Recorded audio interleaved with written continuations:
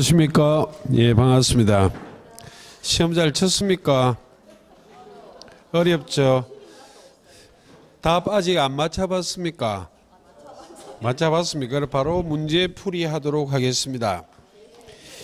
예, 41번 주임법에 관한 설명 틀린 것은, 자, 1번 임차인은 임차주택에 대하여 경매가 행해진 경우 경매에 체크하시고 매각에 의하여 소멸한다. 다만의 체크, 보증금이 전액 변제되지 않는 체크 대항력이 있는까지요. 임차권은 소멸하지 않는다.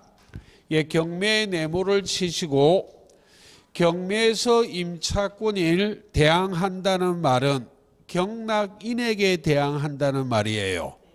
경매에서는 그럼 경락인에게 임차권을 대항하기 위해서 최선순위 말소 기준 권리인 저당권보다 먼저 대항력을 갖추고 있어야만 경매에서는 대항력이 있는 임차인입니다.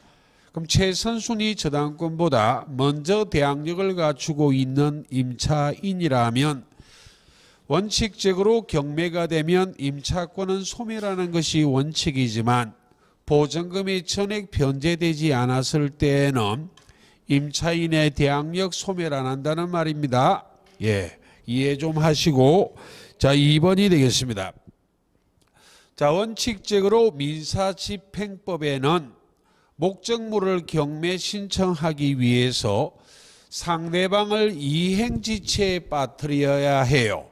그럼 전세권하고 비교한다면 전세권이 소멸했을 때 전세권 설정자가 전세금을 반환하지 않는다고 곧바로 경매 신청하지는 못합니다.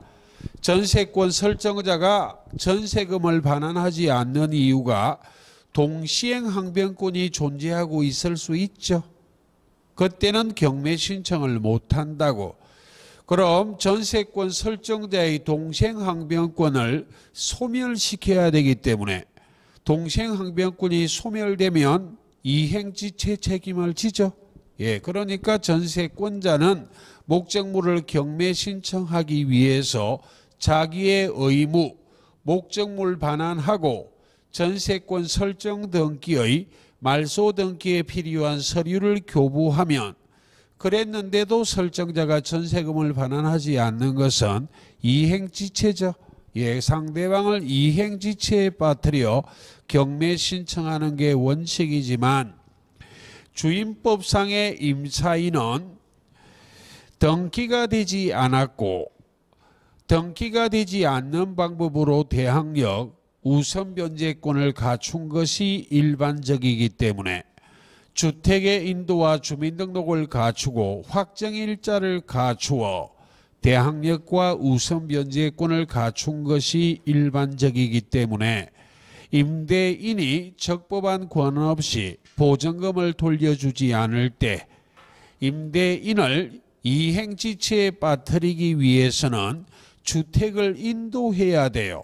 주택을 인도하면 점유가 상실되고 대항력 상실하고 우선 변제권이 소멸해버리기 때문에 경매에 실익이 없기 때문에 주택 임차인만큼은 보증금 반환하지 않는다는 이유로 주택을 경매 신청할 때는 주택을 인도하지 않고도 목적물을 반환하지 않고도 즉 임대인을 이행지체에 빠뜨리지 않고도 집을 깔고 앉아 경매 신청할 수 있다라는 말이 반대 의무의 이행의 제공이 집행개시의 요건이다 아니다? 아니다. 그 어려운 말이 집을 비우지 않고도 경매할 수 있다는 말이에요. 예, 그래서 옳은 내용이 되겠습니다. 물론 임차인은 적법한 권한 없이 보증금을 반환하지 않는다고 곧바로 경매 신청할 수는 없고 보증금 반환 청구 소송하고 성소한 판결문을 들고 그 판결문이 집행권한이 돼서 강제경매를 신청하는데 이와 같이 임차인이 강제경매 신청할 때는 집을 비우지 않고도 경매할 수 있어요. 예. 그 다음에 세 번째요. 예, 마지막에 본다에 체크하고 간혹 추정한다로 변화를 시키기도 합니다. 법률 규정입니다. 아무리 임대차가 종료돼도 임차인이 보증금을 반환받을 때까지는 임대차 관계는 그대로 유효하게 존속한 것으로 본다는 규정을 두고 있습니다. 그 다음 네 번째요. 둘째 줄 마지막 경매 개시 결정 기입 등기 전까지 체크하시고 대항력의 언더라인 확정일자의 가로하고 X요. 정리합니다. 소액 보증금의 임차인이 보증금 중 일정액을 선순위 물건자보다도 우선하여 변제, 최우선 변제받기 위해서 확정일자는 필요 없습니다. 대항요건만 갖추면 돼요. 언제까지? 경매 개시 결정 기입 등기 전까지. 달리 경매 신청의 등기 전까지라고 표현하기도 해요. 확정일자 때문에 네 번째가 틀렸습니다. 예, 다섯 번째는 한번 보여드리는 지문입니다. 왜? 우리는 4번에서 답을 찾았기 때문에 5번까지 보란 취지는 아니고 한 번쯤 확인하는 판례가 되겠습니다. 즉 대항력 취득 요건으로 주민등록이 올바르기 위해서 누구의 입장에서 바라보아 그 주택에 임차인이 살고 있다는 것을 인식할 수 있어야 될 것인가? 대항력 취득 요건으로 주민등록은 그 집의 세입자, 임차인이 거주하고 있다는 것을 인식하는 것은 일반인의 입장, 즉 제3자의 입장에서 판단한다는 말입니다. 그럼 지금부터 판결 요지를 읽을 것인데 일반인 제3자 입장에서는 즉 이 주민등록이 그 집에 임차인이 거주하고 있다는 것을 인식할 수 있는지 없는지를 판단해 보라는 이야기입니다. 제3자의 입장에서. 그럼 전반부는 큰 의미 없어요. 건축 중인 주택을 임차하여 주민등록을 마친 임차인의 주민등록상 주소 기재가 그 당시에는 주택의 현황과 일치하였으나 체크 거후요. 그 후 사정 변경으로 등기부상의 주택의 표시가 달라졌다면 체크 그 주민등록이까지요. 달라진 주택 표시를 전제로 그 다음에 묶어볼게요. 등기부상 이해관계를 가지게 된 제3자에 대한까지요. 그 후가 포인트고 등기부상의 이해관계를 가진 제3자의 입장에서는 이 집에 그 주민등록을 보고 이 집에 임차인이 살고 있다는 것을 인식할 수 있다 없다? 없다. 유효한 주민등록이 아니란 말입니다. 공시방법으로 효력이 없다. 예, 5번 판례는 가볍게 보시고 시험에는 잘 묻지 않아요. 4번은 시험에 자주 물어보는 내용 중에 하나입니다. 그 다음 42 주택임대차 갱신. 예, 틀린 것. 자, 1, 2 묶으시고 이 문제는 법정갱신에 관련된 사항입니다. 즉 주임법의 법정갱신은 요건이 임대인도 있고 임차인도 있어요.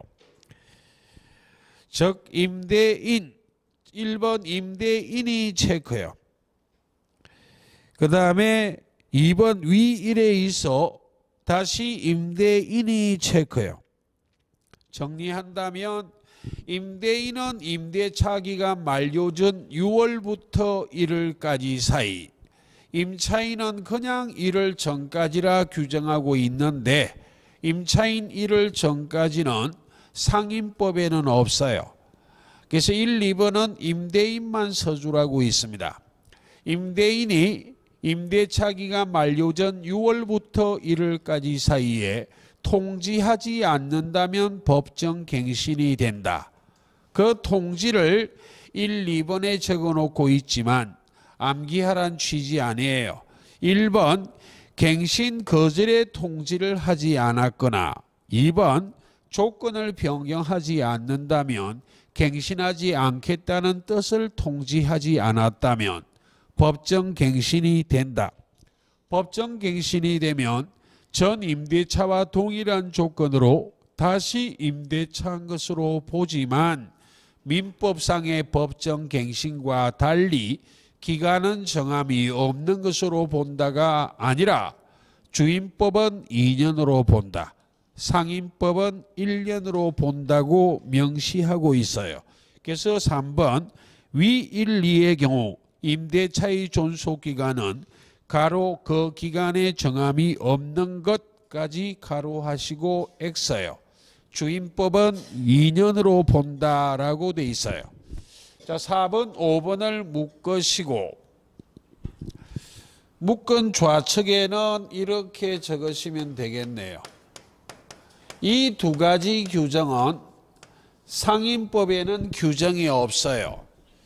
자, 4번 전반부의 이기 체크. 첫째 줄 마지막 차임을 연체 체크. 5번 임차인이 의무를 현저히 위반 체크하시고 주임법에는 이와 같이 법정 갱신을 인정하지 않겠다는 예외적인 규정을 두고 있어요. 임차인이 차임을 이기를 연체했거나 임차인이 의무를 현저히 위반한 경우는 명문의 규정으로 법정갱신을 인정하지 않는다라는 규정은 주임법에는 있지만 상임법에는 이와 같은 규정이 없어요. 그리고 4번만 봐도 이건 상임법은 아니잖아요. 상임법은 차임 연체는 무조건 3기가 와야 돼요. 2기가 와서는 안 돼.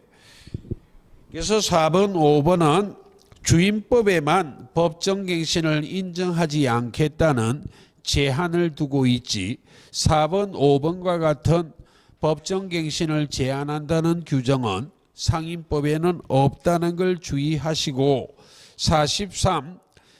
예상임법 틀린 것 2번, 4번, 5번을 묶으시고 5개를 기억해야 됩니다. 이 상임법은 올해 물어볼지도 모릅니다. 이 상임법은 원칙 환산보전금을 기준으로 하여 보전금액이 일정액 이하일 때 적용하는 게 원칙이지만 보전금의 액수와 관계없이 즉 보전금액이 일정액을 초과해도 적용된다는 것이 5개가 있어요. 그 5개 중에 제일 중요한 게 대항력입니다. 왜 제가 제일 중요하다 말하는가 하면 상임법의 전통적인 제도가 3개라고 3개. 대항력, 존속기간의 보장하고 보전금 회수, 우선 변제권, 최우선 변제권, 그리고 임차권 등기 명령 제도. 이게 주임법, 상임법의 전통적으로 중요한 제도 3가지예요. 그 중에 보전금 액수와 관계없이 적용하는 건 하나밖에 없다. 대항력이요. 그게 바로 4번이요. 4번 첫째 줄 중앙에 초과의 동그라미, 둘째 줄에 대항력의 체크, 그리고 대항력에는 그 머리에 별표 깨알같이 하나 치고 그럼 전통적인 제도 중에는 대항력만 보전금 액수와 관계없이 우선 변제권이나 최우선 변제권, 임차권 등기 명령 제도는 일정액 이하여야만 적용해요. 그럼 아래 사항 중 보전금 액수와 관계없이 적용하지 않는 것은 액수와 관계없이 적용되는 것에 해당하지 않는 것을 찾아라. 이런 문제가 등장하면 우선 변제권이나 최우선 변제권이나 임차권 등기 명령 제도가 정답이 될 가능성이 높다 이 말입니다. 그 외 독특한 제도 2번 첫째 줄 중앙에 초과의 동그라미 전반의 권리금 보호의 체크. 5번 첫째 줄 중앙에 초과의 동그라미. 첫째 줄 마지막 차임 연체액이 3기까지 체크. 둘째 줄 마지막에 해지의 체크예요. 그 외에 권리금 회수 기회를 보호하겠다. 차임 연체를 3기를 하면 해지한다. 그리고 계약 갱신 요구권과 같은 것은 보전금액이 일정액을 초과해도 적용하는 것이다. 그리고 마지막 하나는 보전금액과 관계없이 상가건물 임대차 계약할 때 표준계약서 작성한다는 것은 너무나 당연하기 때문에 시험에는 잘 묻지 않아요. 다시 보증금의 액수와 관계없이 적용하는 5개 표준계약서 작성하라. 대항력, 권리금 회수 기회를 보호하겠다. 계약 갱신 요구권, 차임을 3기를 연체하면 해지한다. 하는 5개를 꼭 좀 기억하시면 되겠네요. 그 다음 1번 중앙에 법률이 정하는 바에 따라까지 체크하시고 권리금 회수 기회 보호는 법이 정한 바에 따라 보호합니다. 예. 그 다음에 3번이요. 첫째 줄 중앙에 모든의 가로하고 X예요. 권리금 회수 기회 보호는 모든 상가 건물 임대차에 적용하지 않습니다. 적용이 제외되는 경우가 있다. 대규모 점포나 준대규모 점포의 일부, 대표적인 예로 대형마트의 일부를 연상하면 됩니다. 상가 건물이 국유재산이나 공유재산이라면 권리금 회수 기회를 보호하지 않는다는 예외가 있다. 그래서 3번이 틀렸어요. 그 다음에 44 집합건물법 1번 첫째 줄 전반에 사용에 가로하시고 비용 부담 체크하시고 체크 전유 부분의 지분 비율 체크요. 공용 부분의 비용을 부담할 때는 전유 부분의 지분 비율로 비용 부담하는 것은 맞지만 공용 부분의 사용은 그 위에 용도라고 적으시고 지분 비율로 사용 수익하지는 않습니다. 집합건물법은 거의 대부분 집합건물의 대표적인 예가 아파트이기 때문에 아파트를 연상하면 특별한 경우 외에는 집합건물법이 다 이해가 돼요. 그럼 복도 계단 엘리베이터실은 너른 평수적 사시면 들어 누워서 엘리베이터를 타고 좁으면 까치발로 타고 지분 비율에 따라 사용 수익한다 안 한다? 안 한다 이거예요. 용도에 쫓아 사용 수익해요. 사용 수익은 지분 비율로 사용 수익하지 않습니다. 그래서 집합 건물의 공유는 일반적인 공유, 민법상 공유하고는 다 달라. 딱 하나 보존행위 각자 단독으로 한다는 것만 같고 나머지는 전부 다 틀려요. 그래서 결론이 일치하면 민법상의 공유하고 집합건물법상의 공유는 공용 부분이 공유거든. 됩니까? 예.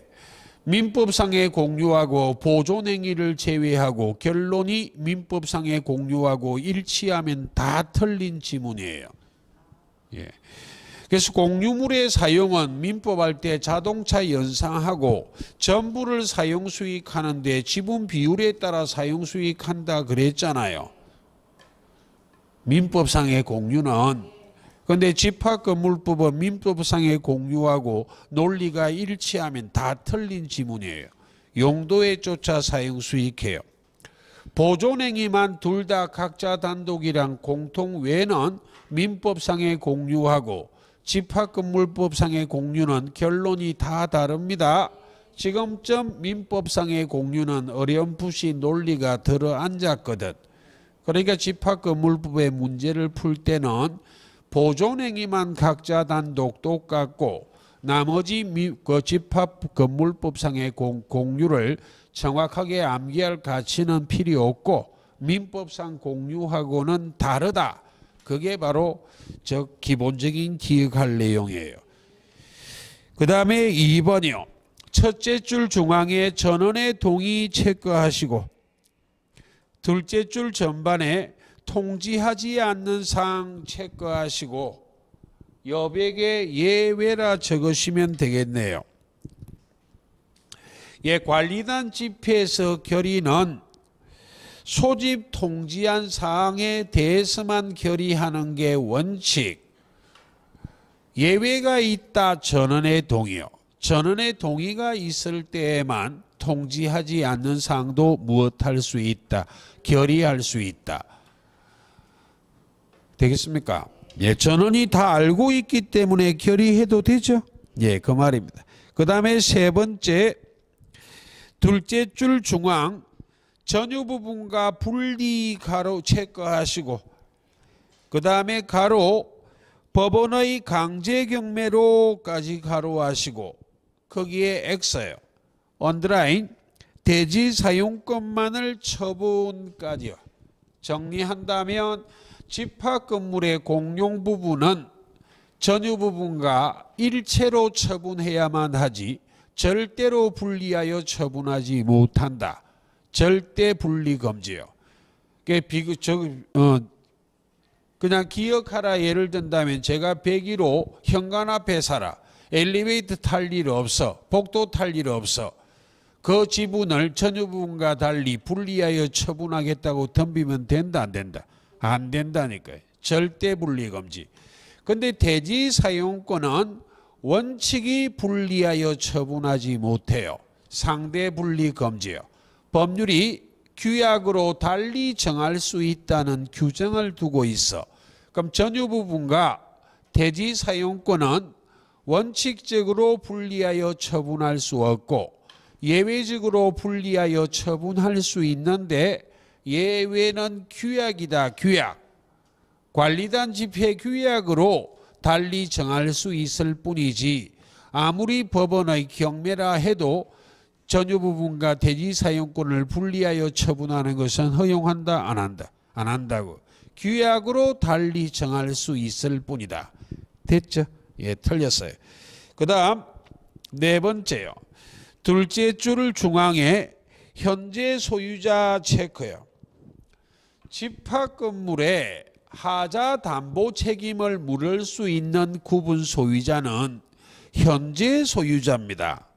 전유 부분 101호가 매매가 되면 현재 소유자인 매수인이 하자 담보 책임을 물어야지 팔아먹고 이사간 전 소유자가 즉 분양받았다 해서 전 소유자가 하자 담보 책임을 물을 수는 있다 없다?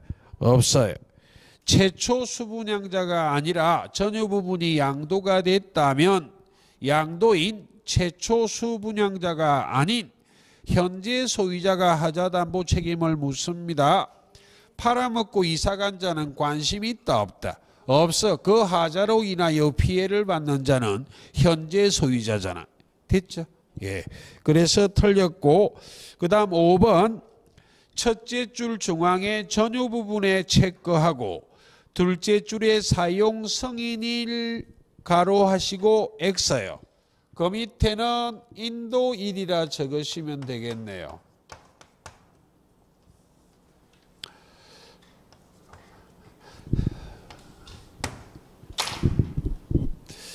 예, 구분 소유자가 담보 책임을 묻기 위한 기산일 언제부터로 기산할 것인가에 대해서 전유 부분이라면 전유 부분 101호를 인도받은 날로부터 기산하고 공용 부분이라면 사용 승인일로부터 기산해요.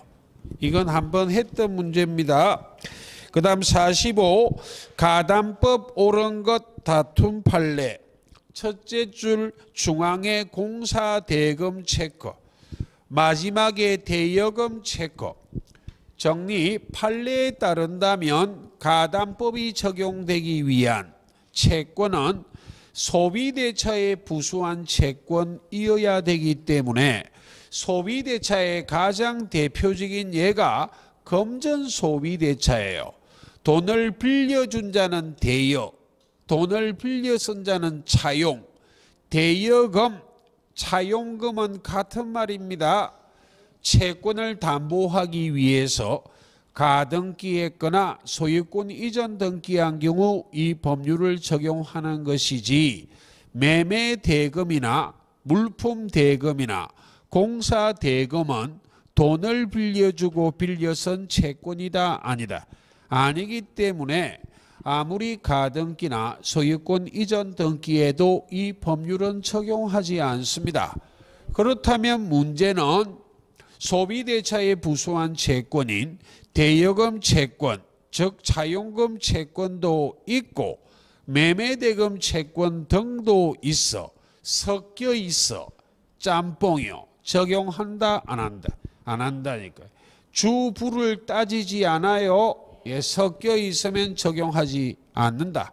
섞여 있다가 매매대금 채권은 소멸하고 대여금 채권만 남게 됐다면 적용하지만 반대의 경우는 적용 안 합니다. 예. 그 다음 세 번째요. 첫째 줄 중앙에 제3자 명의 체크요. 그리고 둘째 줄에 합의의 동그라미. 이 판례는 저당권하고 판례가 똑같을 수밖에 없지. 담보가등기도 특수저당권, 저당권의 일종인데, 그럼 우리가 자주 했던 걸 환기하고 그대로 접목시켜 볼게요. 저당권 할 때 이런 거 했었네요. 담보물건의 부종성에 따라 주된 권리인 피담보채권과 종된 권리인 저당권은 운명을 같이 해야 되기 때문에 채권자와 저당권자는 동일인이어야만 한다. 그러므로 저당권 설정 등기할 때 원칙 채권자가 아닌 제3자 명의로 저당권 설정 등기할 수 없음이 원칙이다. 예외가 있다. 채권자와 채무자, 제3자가 합의를 하고 제3자에게 채권이 실질적으로 기속되었다는 등 특별한 사정이 있다면 제3자 명의로 저당권 설정 등기할 수 있다 그랬잖아요. 그때 저당권을 담보가등기로 뜯어고치면 논리가 똑같지. 그 말입니다. 예, 그 다음 세 번째요. 예약 당시 체크. 첫째 줄 마지막 미치지 않는 경우 체크요. 그 이후의 사정은 고려하지 않습니다. 그 후에 집착하지 말자. 또 그 후에 X 치면 틀렸다 할까 봐 X는 못 치겠네요. 그 후는 보지 말라 이 말입니다. 대법원 판례에 따른다면 이 법률은 채권자의 폭리를 방지하기 위한 법률인데, 채권자가 폭리를 취할 우려가 있는지 여부를 판단하는 시점은 대물변제 예약 등을 할 당시를 기준으로 판단하지 그 이후의 사정은 고려한다 안 한다? 안 한다고. 그 이유는 읽으면 안 돼. 그러니까 예약 당시를 기준으로 목적부동산의 가액을 판단하고 피담보채권과 비교한다고.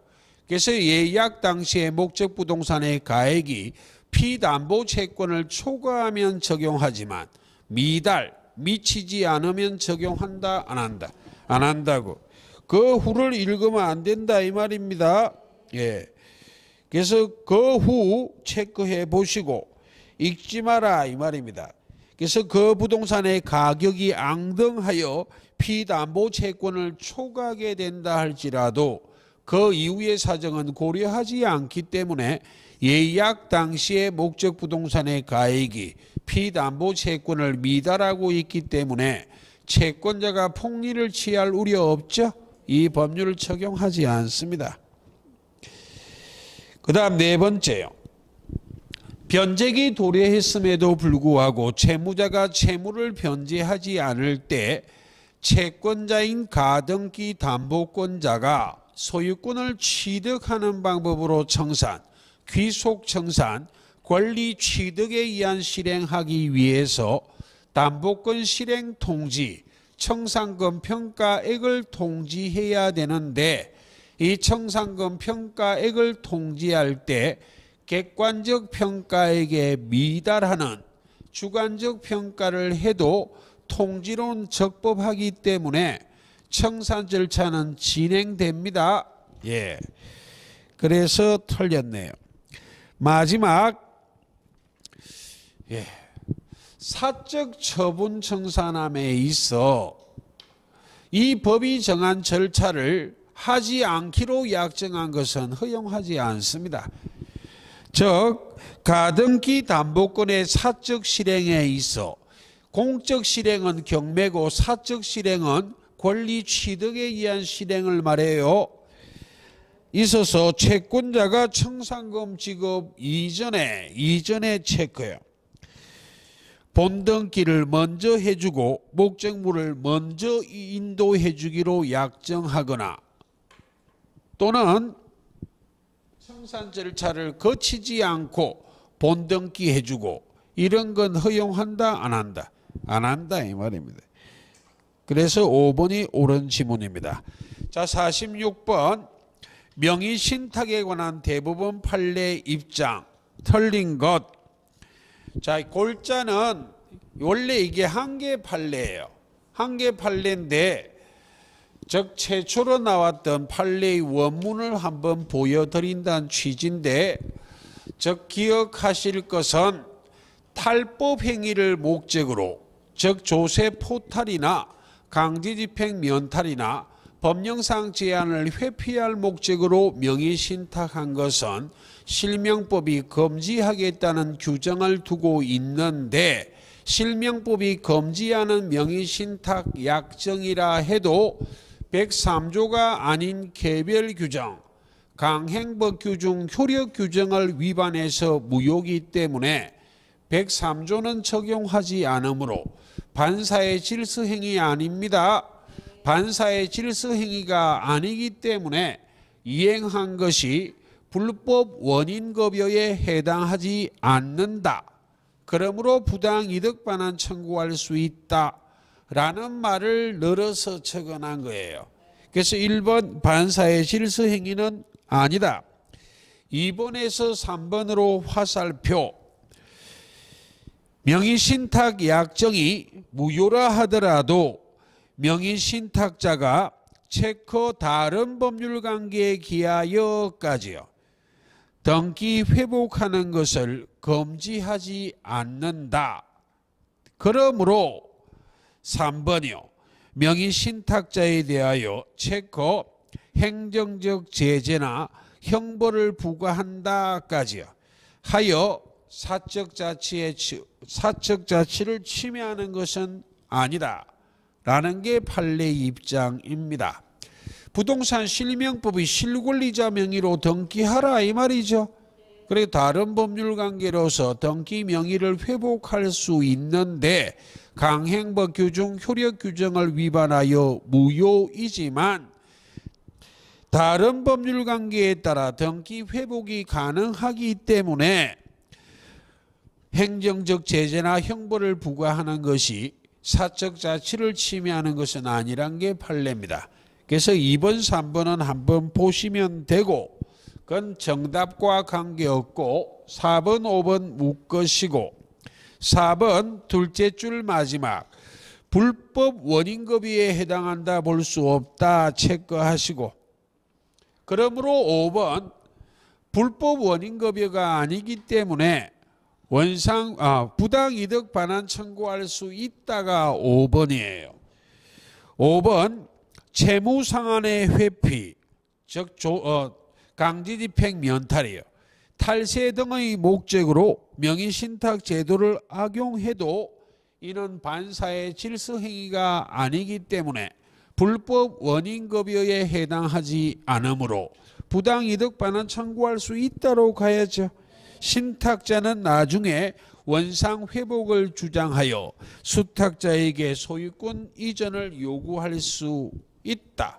이 말이 부당이득 반환 청구할 수 있다는 말입니다. 그래서 5번이 틀렸어요. 그래서 1번, 4번, 5번을 이해하라는 이야기. 반사의 질서행위가 아니기 때문에 1번, 4번 불법 원인급여에 해당하지 않는다. 그러므로 5번 부당이득 반환 청구할 수 있다.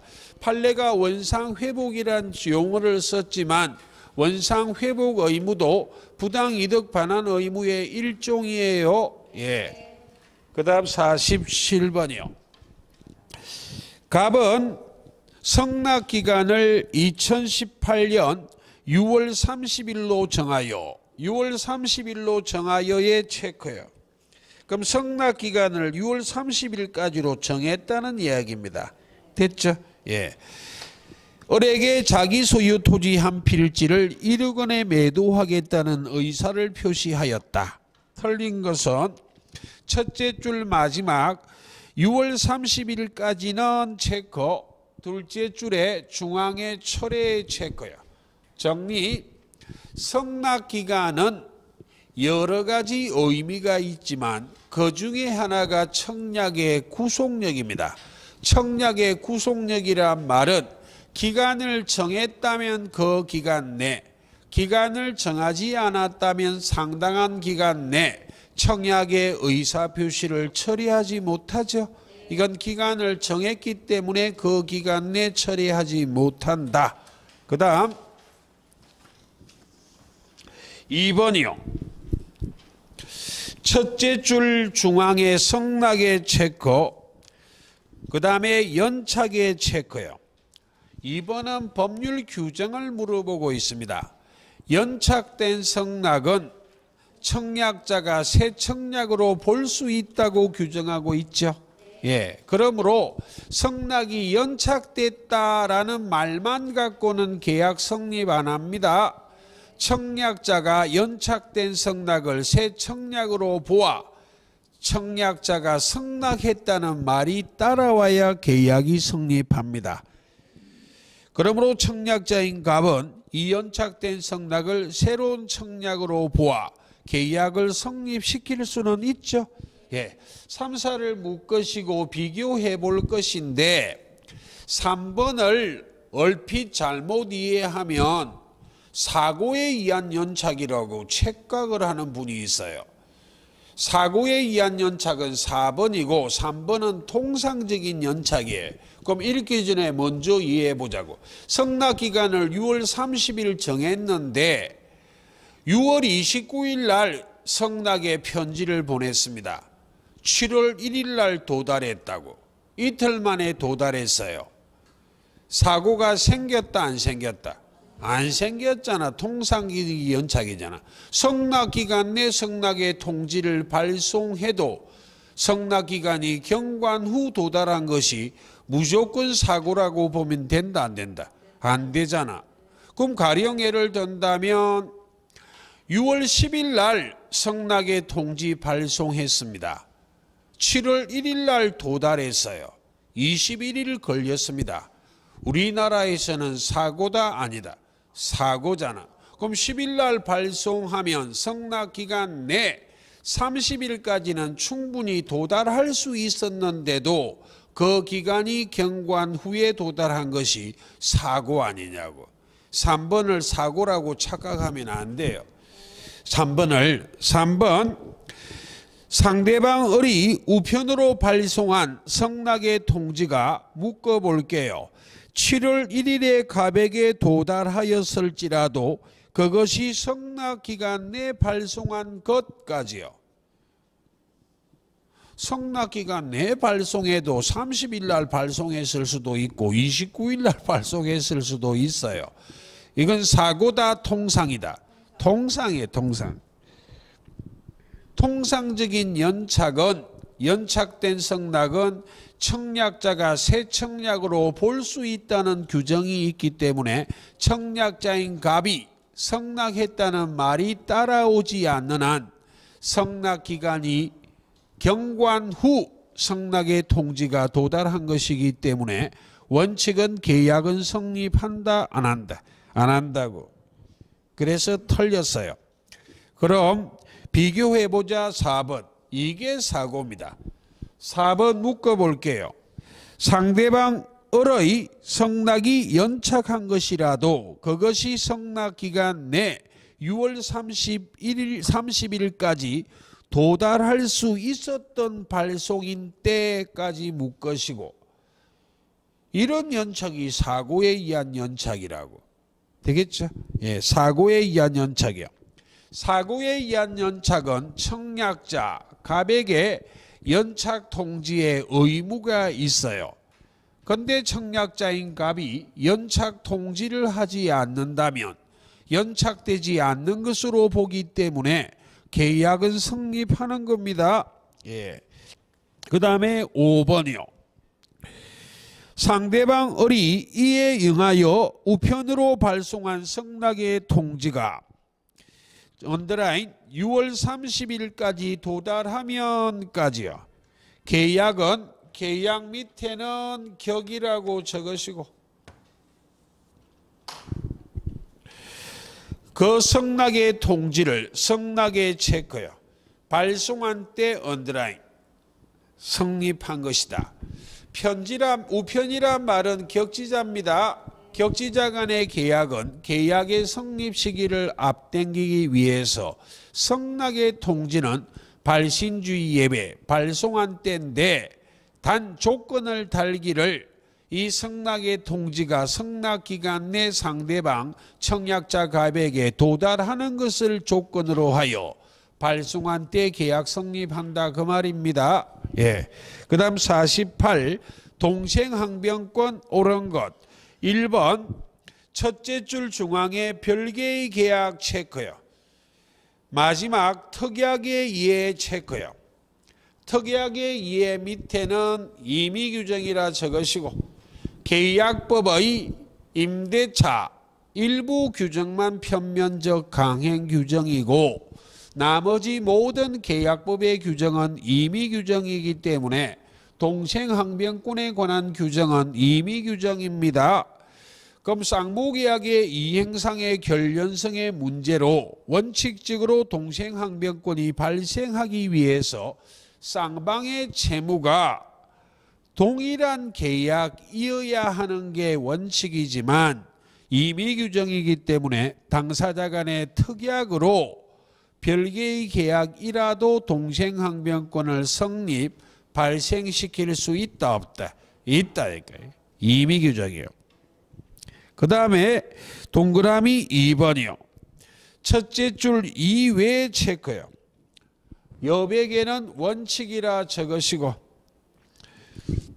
동생항변권은 쌍무계약의 이행상의 결연성의 문제이기 때문에 원칙적으로 쌍무계약에서 발생하지 비쌍무계약에서는 발생하지 않는 것이 원칙이다.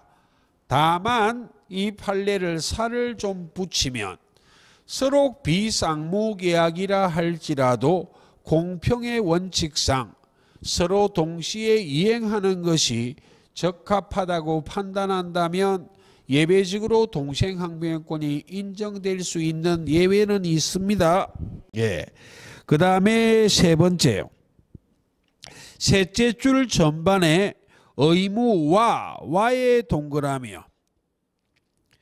마지막 여백에는 예외라 적으시고, 정리 선이행 의무를 부담하는 자는 원칙적으로 동생항변권을 인정하지 않음이 원칙이나 예외적으로 동생항변권이 인정되는 예외가 되겠습니다.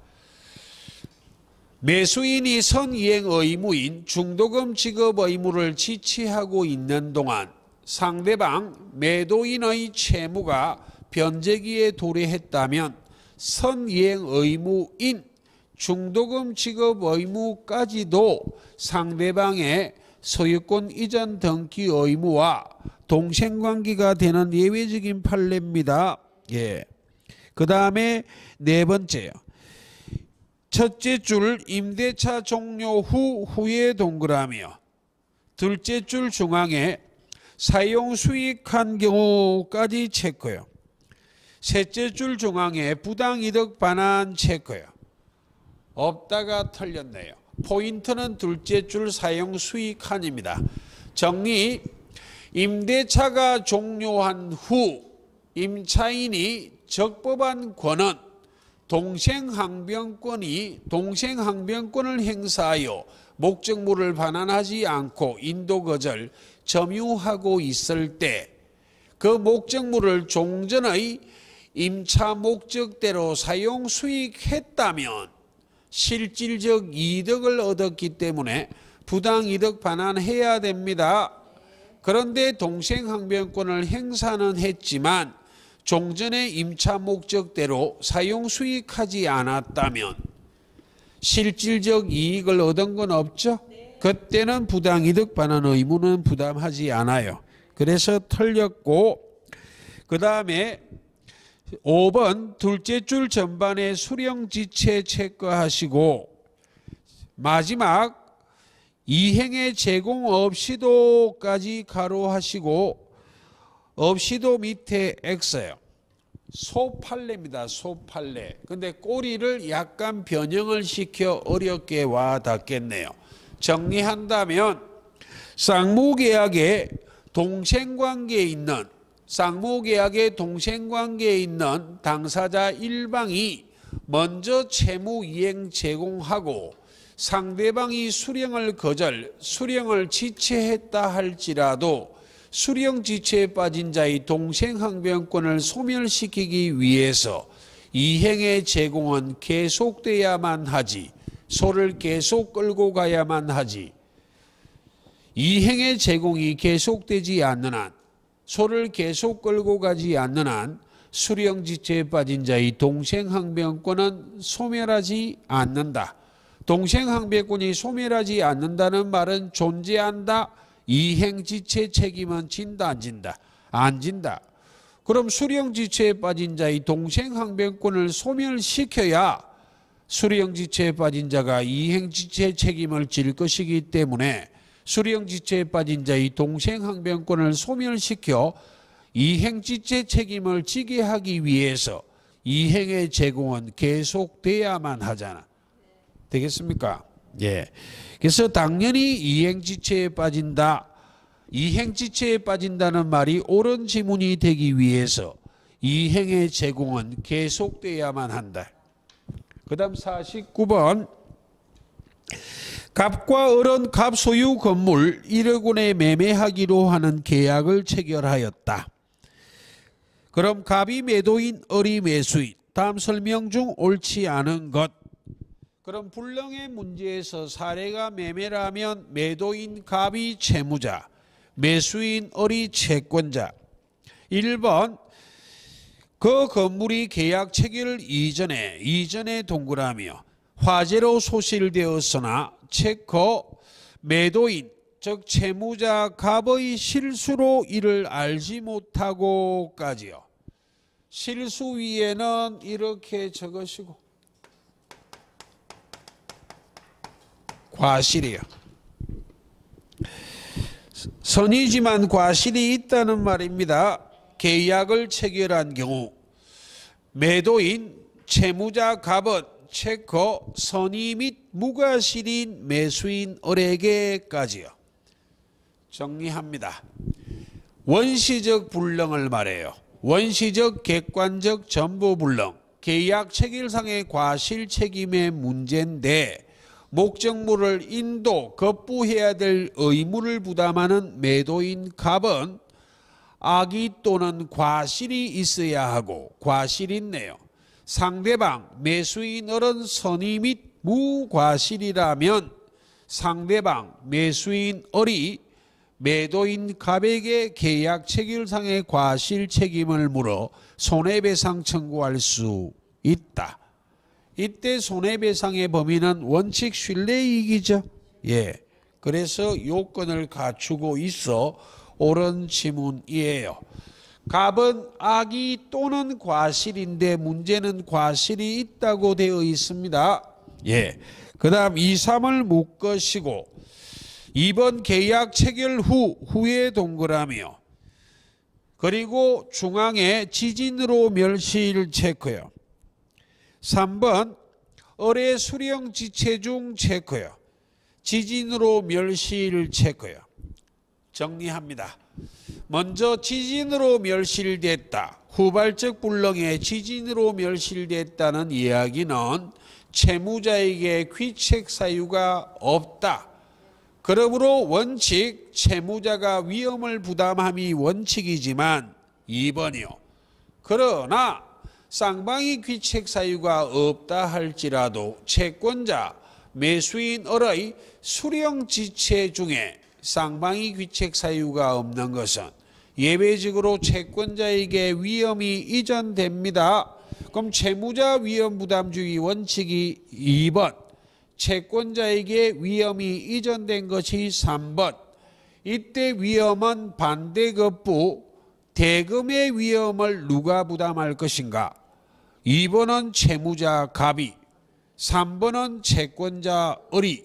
그럼 2번은 매도인 채무자 갑은 대금 지급 청구할 수 없다로 가야 하고 3번은 채무자 매도인 갑은 대금 지급 청구할 수 있다로 가야죠. 예, 그래서 2번 채무자 매도인 갑은 소유권 이전 의무는 면하나 채권자 매수인 을에게 대금 지급 청구할 수 없다는 맞고 3번은 바로 둘째 줄이 털려버렸네요. 채무자 매도인 갑은 대금 지급 청구할 수 있다로 가야죠. 그러니까 채권자 매수인 을은 대금 지급 의무를 면한다는 말이 이미 털려버렸습니다. 3번이 털렸어요. 4번 계약 체결 후에 동그라미요. 첫째 줄 중앙에 갑의 실화의 체크요. 채무자 매도인 갑의 귀책 사유요. 후발적 불능 중 채무불행 책임 중 이행불능의 문제죠. 채권자인 을은 계약을 해지하고 손해배상 청구할 수 있다로 가야 됩니다. 예. 그 다음에 다섯 번째요. 다섯 번째는 마지막 여백에 570조라 적으시고 전부 타인 권리 매매입니다.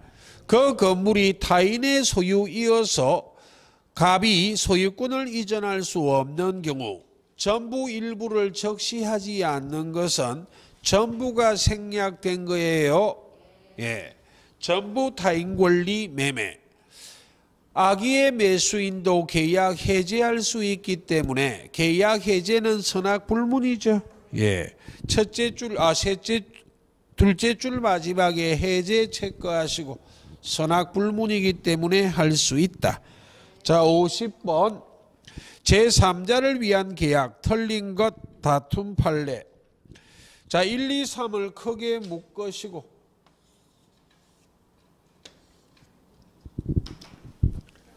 요낙보는 미치지만 요수대는 미치지 않는다. 그 중에 요수대 미치지 않는다는 지문이 1, 2, 3번이에요. 1번 요약자와 수익자 사이의 법률관계 이른바 대가관계 효력은 요수대는 미치지 않기 때문에 제3자를 위한 계약 자체는 물론이고 그에 기한 요약자와 낙약자 사이의 법률관계 기본관계의 성립이나 효력에 영향을 미치지 않는다. 요수대는 미치지 않는다는 말을 길게 적어놨어요. 그 다음 2번 낙약자는 언더라인. 자, 묶어볼게요. 요약자와 수익자 사이의 법률관계까지요. 법률관계 밑에 대라 적으시고 낙약자는 대가관계 기한 항변으로 제3자인 수익자에게 대항하지 못하죠. 그뿐만 아니라 3번 요약자도 체크요. 대가관계 대동그라미. 대가관계의 부존재나 그 효력의 상실을 이유로 자신이 기본관계에 의하여 낙약자에게 부담하는 채무. 계속 예를 들었던 것은 요약자와 제3자인 수익자 사이의 대가관계는 금전 소위 대차 계약인데 그게 무효라 할지라도 요약자가 낙약자에 부담하는 매도인이 매수인에 부담하는 소유권 이전 등기 의무 그 채무 이행을 거절할 수는 있다 없다? 없다 이 말입니다. 이 1, 2, 3번을 압축시키면 요수대는 미치지 않는다는 이야기를 말하고 있는 겁니다. 예. 4번이요. 셋째 줄 마지막 채무 면제 체크하시고 정리. 제3자를 위한 계약이 성립하기 위해서 제3자 약관이 있어야 해요. 제3자 약관은 제3자를 위한 계약으로부터 제3자가 직접 권리를 취득하는 약관을 말해. 그럼 제3자가 부담하는 채무를 면제시키는 것은 액면 그대로 접근하면 제3자가 직접 권리를 취득하는 건 아니잖아요. 그러나 그 이면을 보면 제3자의 수익자가 부담하는 채무가 사라지기 때문에 일종의 권리 취득처럼 보이기도 하잖아. 그게 대부분 판례가 제3자의 수익자가 요약자 또는 낙약자에 대하여 부담하는 채무를 면제시키기로 하는 계약도 제3자를 위한 계약에 준하는 것으로 볼 수 있다. 제3자의 수익자가 부담하는 채무를 면제시키는 계약도 제3자를 위한 계약이 될 수 있다가 판례예요.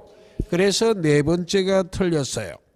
그 다음에 다섯 번째, 수익의 의사표시를 한의 동그라미요. 언더라인, 수익자는까지요. 낙약자에게 직접 대금 지급 청구와 같은 이행을 청구할 수 있을 뿐만 아니라, 자 묶어볼게요. 요약자가 계약을 해지한 경우까지요. 낙약자의 채무불이행 책임을 물어 요약자가 법정 해지했다는 말이에요. 그럼 제3자가 수익의 의사표시하여 이미 취득한 권리가 소멸이 됐잖아요. 낙약자의 채무불이행으로 요약자가 해지했으니까. 그러므로 제3자의 수익자에게 손해가 생겼기 때문에 제3자의 수익자는 낙약자에게 손해배상 청구할 수는 있어야죠. 그래서 셋째 줄에 손해배상 청구 체크요. 제3자가 행사하는 권리는 딱 두 개밖에 없어요. 수익의 의사표시할 수 있는 권리 하나 하고, 이와 같이 낙약자의 채무불이행으로 요약자가 법정 해제권을 행사하여 계약이 해제된 경우 이미 취득한 권리가 소멸했을 때 낙약자에 대해서 손해배상 청구할 수 있다고. 되겠습니까? 예, 잠깐만 쉬다가 51번부터 하겠습니다.